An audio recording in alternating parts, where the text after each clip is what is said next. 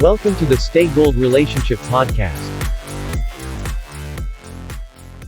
You're touching on a key point right now that everyone should certainly keep in the front of their mind, and that is that all toxic and abusive people will act nice towards you and give you things that you want when it serves them, right? So we're talking gifts, sexual favors, Yes.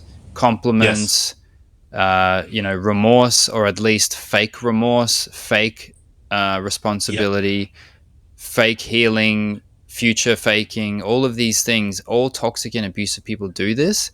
So it's certainly nothing to hold on to when it's time to exit a abusive relationship, to say to yourself, oh, but they're still really nice to me and they still take me out for dinner, or they still give me gifts, or they still, sexually please me. Okay, all toxic and abusive people do this, and it's actually bribery to keep you around so that they can keep abusing you. Yeah. Yeah, exactly. Everything you just mentioned there, I experienced. Yes. And it's 100%. They will do whatever it takes because basically you are a supply for them.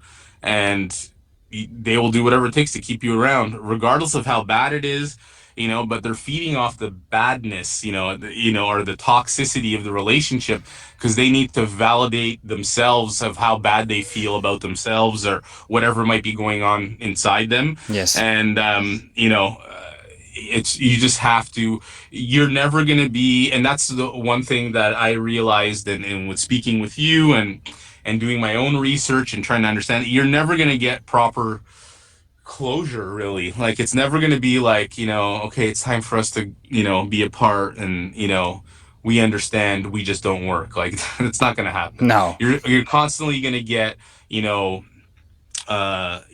pulled back in comments. They're always going to try. It's never going to end. At least in my experience, it feels like it's never going to end because like such a terrible thing could happen, a terrible circumstance can happen, and it's like they don't even acknowledge it after like a day or two, and they pretend it never happened. And then they'll just try to they'll speak to you like normal and like, okay, well, can we do this or go here or and I'm like, how can you act like everything is normal? Like, it blows my mind because they're just trying to, get back to the way things were. Yeah. So to feel what they want to feel or get what they want from you. And so don't expect there to be any kind of reasonable closure. And you're going to be the bad guy probably forever. Yes. Unless they resolve and take the right steps that they need to for, to get accountability and the help they need to get past certain things. Like, you're just, be okay with, you're the bad guy. So get used to it. You're a terrible person. You created the whole situation. You're the abuser. You're the gaslighter. Whatever it is that they're going to say, just be okay with it and don't respond. Yeah. That's the best. They'll text you over and over about how much of a horrible person you are, and what you're doing to your children. Like, they will try to hit every trigger you have. And the best way to deal with it is don't respond. Yeah. Don't respond. The only time you respond, if there's court or legal obligations you have in terms of communication with children, that is it. Nothing else. And that's the tricky part, when you have kids involved. I can't just completely ghost the person and discard them completely.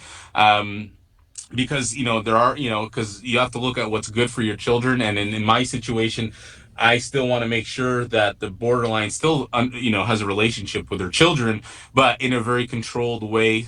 So we can, kind of manage expectations and make sure the kids are always happy, healthy, and safe, without being exposed to any of the behaviors.